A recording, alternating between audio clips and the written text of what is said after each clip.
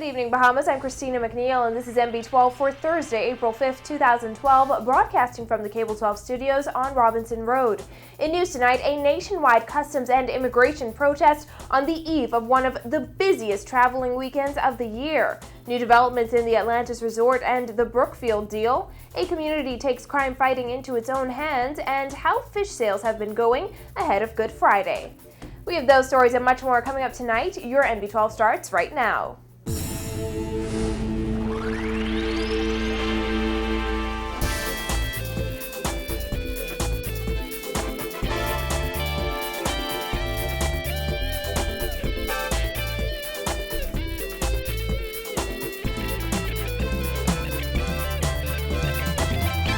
Thanks for joining us. About 80% of customs and immigration officers nationwide staged protests today. Chaos erupted outside immigration headquarters on Hawkins Hill, the customs warehouse near Lynden Pinling International Airport, Arawak Key, and customs headquarters as members of the Bahamas Customs Immigration and Allied Workers Union clashed with police officers. In fact, 2 union members ended up in handcuffs. Union leaders say this is just the beginning. Fonique Toot has the details.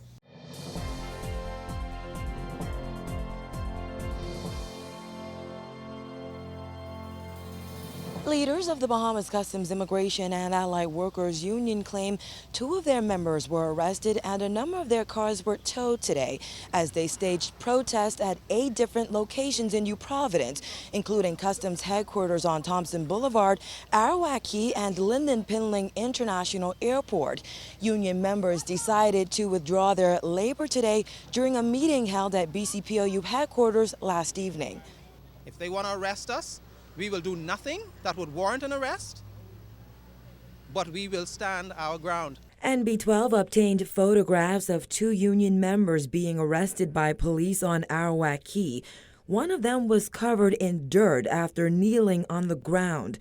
Down at the customs warehouse near LPIA, one customs officer nearly came to blows with police officers who demanded that he move his dark green Ford truck, which was blocking the entrance gate. Nobody touching my vehicle. If you move it, then don't move my vehicle. Don't nobody touch my vehicle here today. Well, if you don't want to move it. I ain't got no, how I can move the vehicle and I ain't get the key. It's causing obstruction, right? How I causing obstruction? I ain't causing obstruction. I don't want no one touch my vehicle. That officer eventually moved his vehicle after a tow truck pulled up. But the drama didn't end there. You can promise, I promise you too. I promise you too. Said you want promise, I promise you too. Well, you stay right there, yeah? Stay right there. What you pushing officer? I'm an officer, he pushing me, I can't push him. Meantime, at Customs headquarters, Senior Guard Kelsey Roxbury and Customs trainee Brooke Evans were fuming after their vehicles were towed from Arawak Key. The 2 had to catch a ride to Customs headquarters. They claim they also received tickets for $100. My car was towed this morning by the police officers. They were very, very rude to me. Why? Why was your car towed? Well, they say we were obstructing and blocking up the Arawak Key entrance. Where was your car parked? My car was parked on the premises entering the customs area. Beyond angry only because I can't say what I want to say on the radio, on the news, I can say it, but I'm beyond upset because if I'm demonstrating for my rights, why is it that my car have to be towed? You understand? This doesn't make any sense. Towed on a ticket? It was the same story at immigration headquarters on Hawkins Hill, where immigration staff held up placards. The union received its strike certificate in January, but chose not to use it until today. Trustee Cordero Edgecombe says the government has dealt with some minor issues, but not their top 3 concerns: proper compensation, health insurance, and what the union calls an illegal shift system. Additionally, Union Vice President Sloan Smith claims Prime Minister Hubert Ingram agreed to certain things during a meeting in February, but the government bargaining team presented something completely different. They say they're done talking. Are you serious? Dead serious! You're serious? Dead serious! Edgecombe and Smith acknowledged that their strike could impact critical government services going into the holiday weekend. We're prepared to be here in January if it takes that long. We're not moving, we're not backing down no more.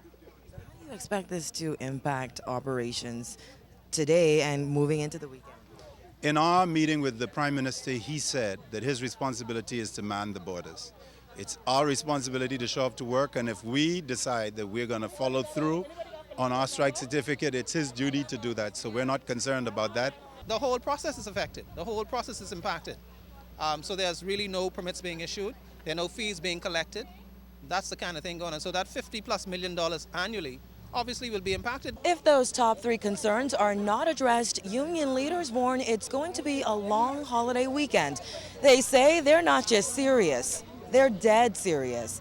Reporting for MB12, I'm Vonique Jude.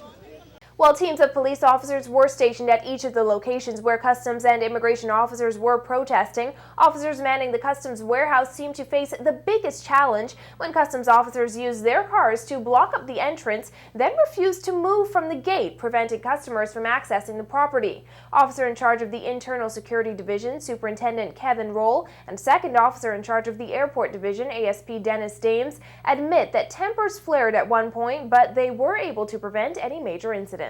A little earlier, we had a minor incident where some misunderstanding ensued, and the officers has cleared the entrance, and persons are now have access to clear their freight. Very early this morning, we had officers in place at the airport to make sure that the gateway is clear.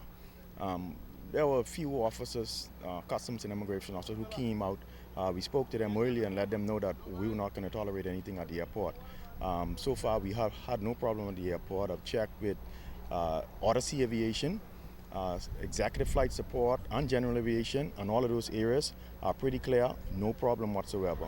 Terry Outen was affected by this morning's strike at the customs warehouse. While he understands the union's concerns, Outen says the last thing he needed before a long holiday weekend was this huge inconvenience. I understand if you work and you're supposed to be paid, and pay the people. But, unfortunately, it's inconvenience to me because of the fact that, today is Thursday, Friday's a holiday, so technically you have to wait 5 working days to clear your goods. But, through all of this, I feel for them and I understand that you work or you're supposed to be paid, just pay the people. It's a hard pill to swallow to wait 5 days to really get something that, government is charging you for. And though the Bahamas Customs, Immigration and Allied Workers Union claims it had overwhelming support from its members today, newly confirmed Customs Comptroller Charles Turner told MB12 only 45 to 50 customs officers failed to report to work here in New Providence. He says management was prepared for today's strike. Therefore, their operations were not greatly impacted.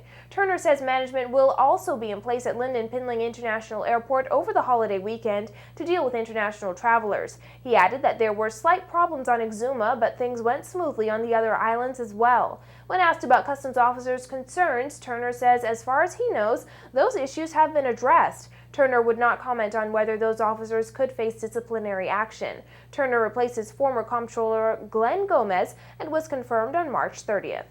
And the roller coaster ride continues in who will take control of Atlantis. Negotiations among leaders in Kerzner International's $2.5 billion mortgage debt have been thrown for another loop, as yet another lender, Oryx Capital Markets, filed a lawsuit against Brookfield Asset Management on Tuesday. But according to Brookfield, Oryx dropped the lawsuit within hours of filing. Our news team has been unable to reach lawyers from Oryx to confirm the case has indeed been dropped. Either way, it's the second time the high-profile acquisition has been before the courts in recent months. This time around, Oryx claims Brookfield bought the corporation of another lender to entice them to go along with a deal which would see Brookfield acquire Kerzner International's assets in the Bahamas and Mexico in exchange for $175 million in debt. Brookfield allegedly offered Trilogy, which also tried to sue Brookfield back in January, $30 million in bonds, according to court documents obtained exclusively by the Nassau Guardian. Oryx claimed there have been no efforts to market the property to obtain the highest and best value. Meanwhile, the single largest employer in the Bahamas continues to hang in the balance. Brookfield is a Canadian hedge with assets valued at $150 billion. Stay up to date with the NassauGuardian.com for more news on this developing story.